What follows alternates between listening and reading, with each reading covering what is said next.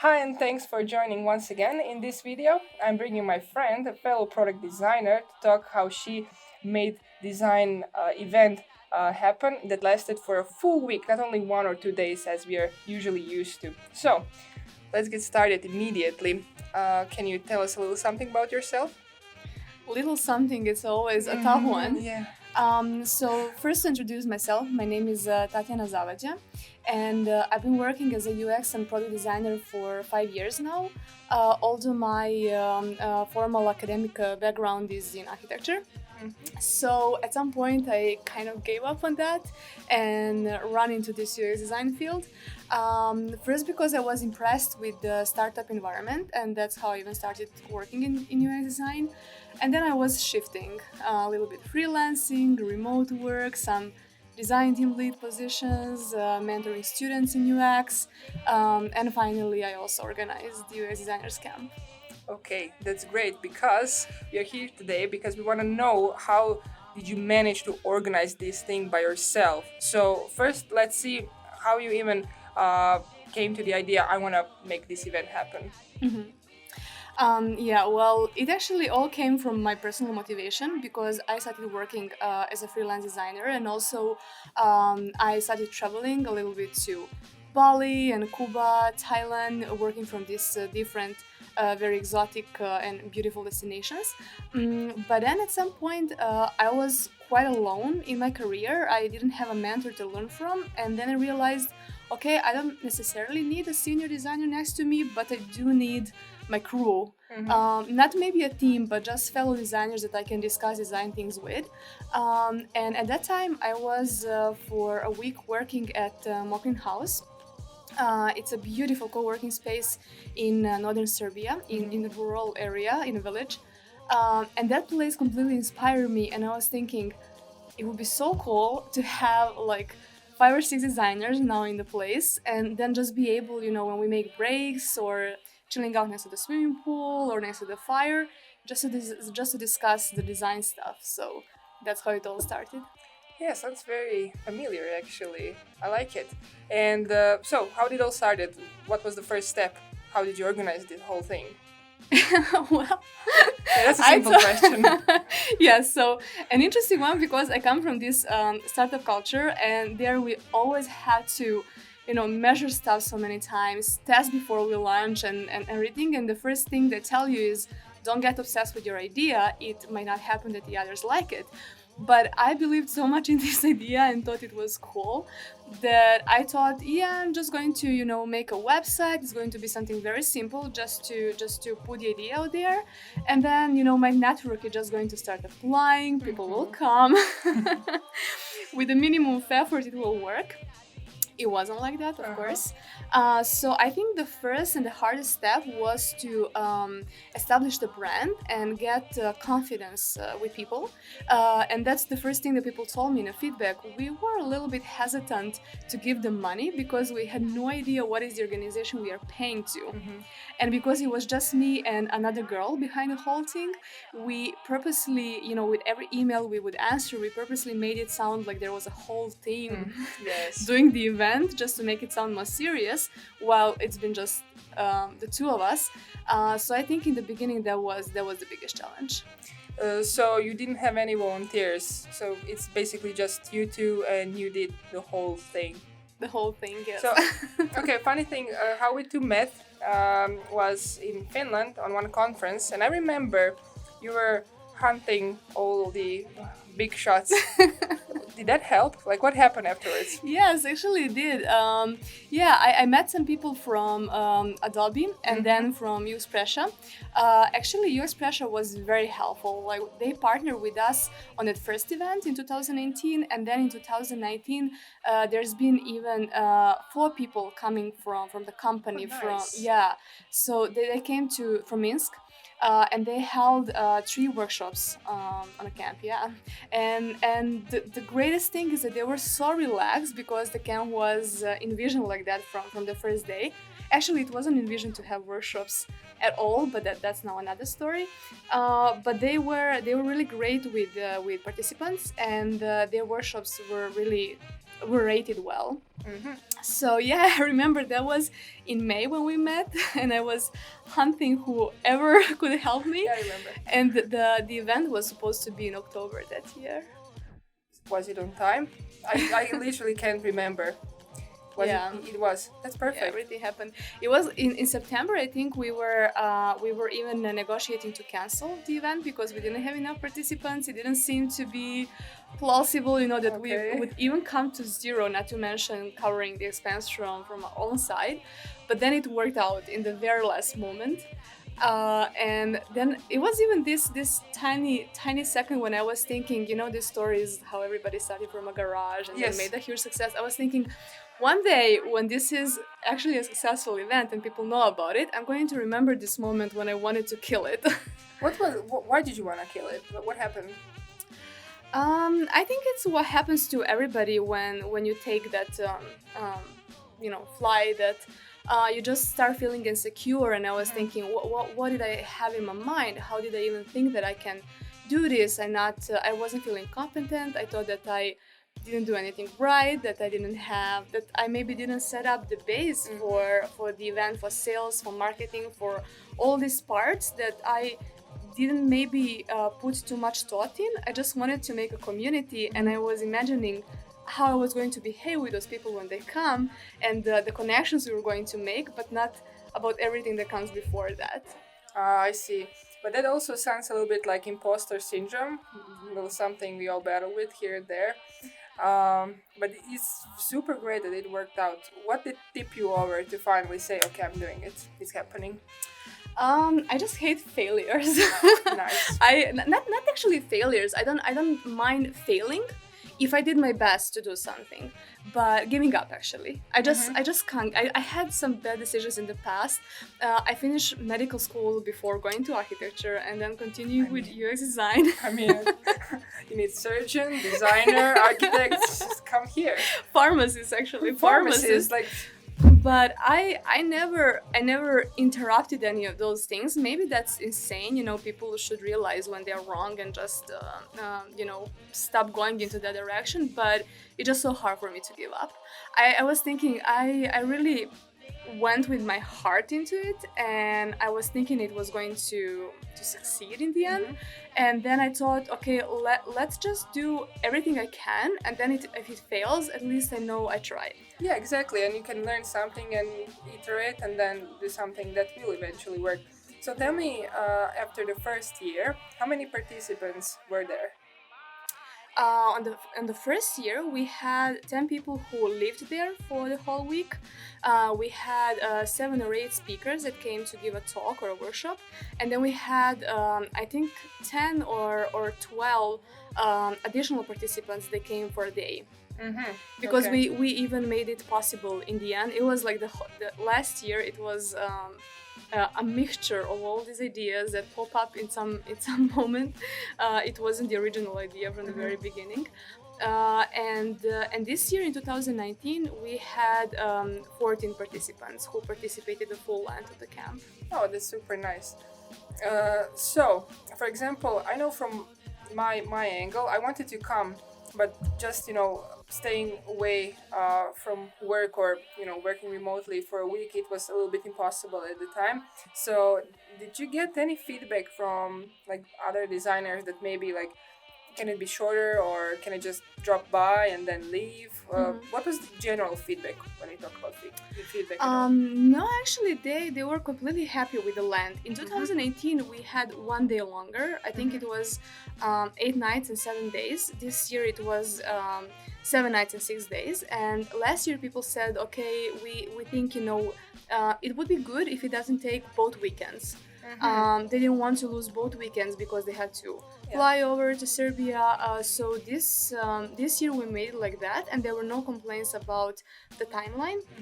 And people were actually very happy that they were able to work remotely during the day. And most of them said this wouldn't have been possible for us, and we wouldn't get a permission from a company if we didn't have this opportunity to actually work remotely.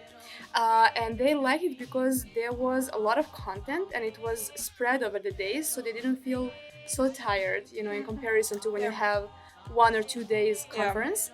But if it's a shorter time, I think there's no these connections that they built between each other. The whole purpose of the event that not only those people get to talk while they're there, but once they go home, they have this safe place or a tribe they can always talk to when they have an issue or they are struggling with it doesn't matter if it's with career or some personal things or UX design.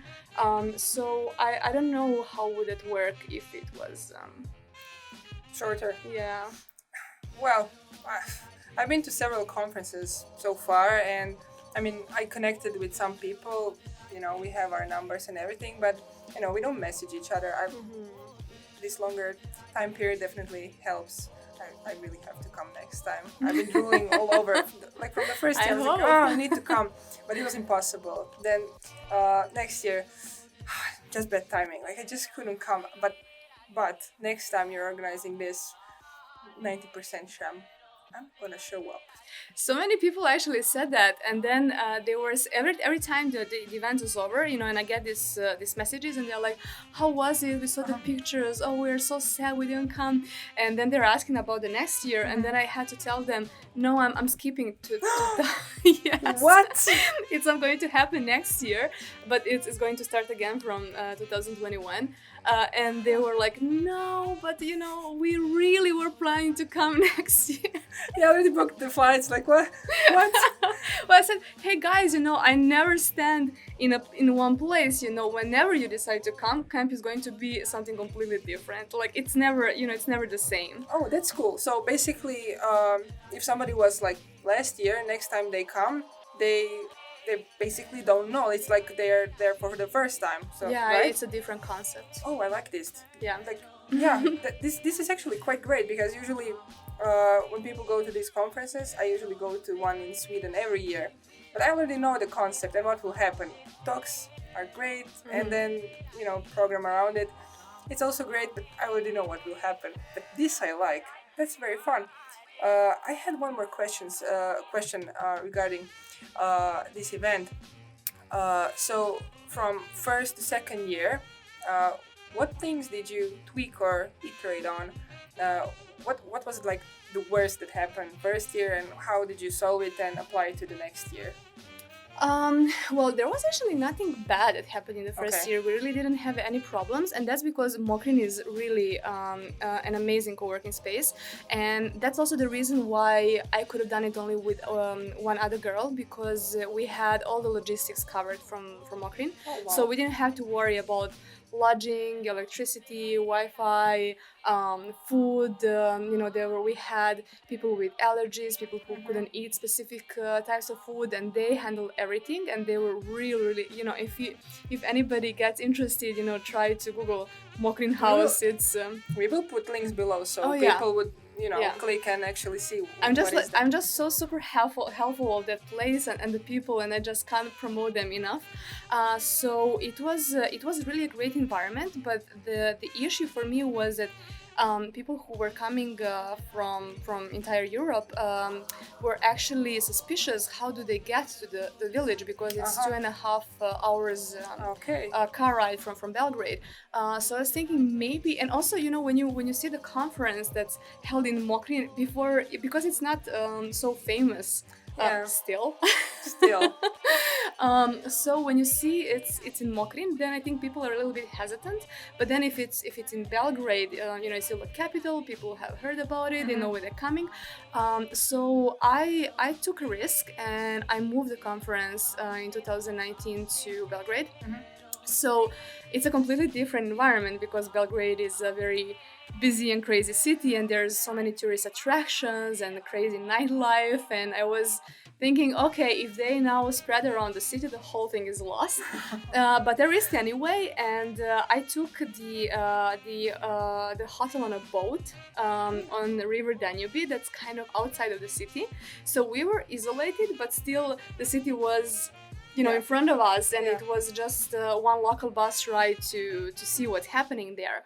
So it still kind of preserved the charm, but it was a lot more logistics for me because this place doesn't provide food, and also some other stuff were lacking that Mokrin kind of handles. So even though the place was beautiful and we were waking up on the river with the swans coming to us, and it was really, really relaxing. But that kind of changed the whole perception of the camp, and also the way how participants were interacting and behaving. It was completely different than in Mokrin. So did you have like same people coming next year as well? No, they were all Completely different. new batch. Okay.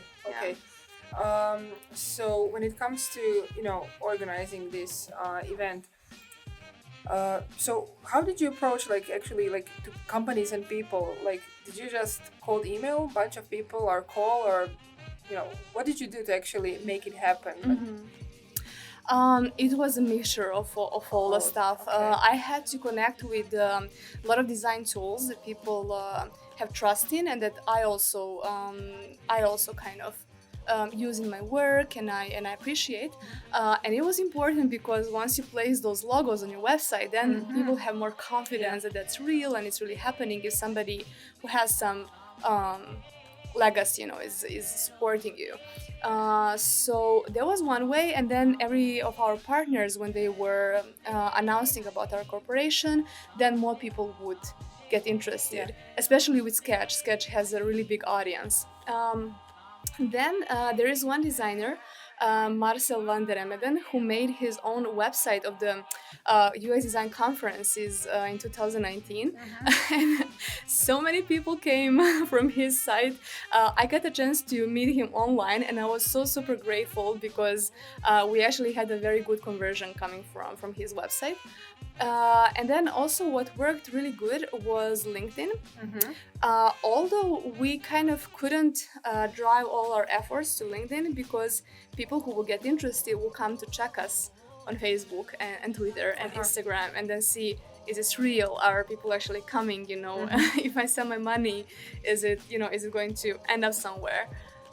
So it was kind of a lot of different networks, and we also were sending newsletters, and the whole strategy was more about building our own little community, because we have a very niche event that's kind of promoted to remote freelance designers, even though the majority of designers who came were actually working for a company, and they used the chance to do it a little bit to see how remote work can actually look. So that's how they got the permission, and I was really happy for it. So I would say it was well, definitely still, we have more channels, but I just mentioned the ones that work the best. Okay, so I assume you sent like a shit ton of emails and you had like millions of calls and everything. Did you get like some harsh rejections, or were people like, yeah, sure, we're in? Where?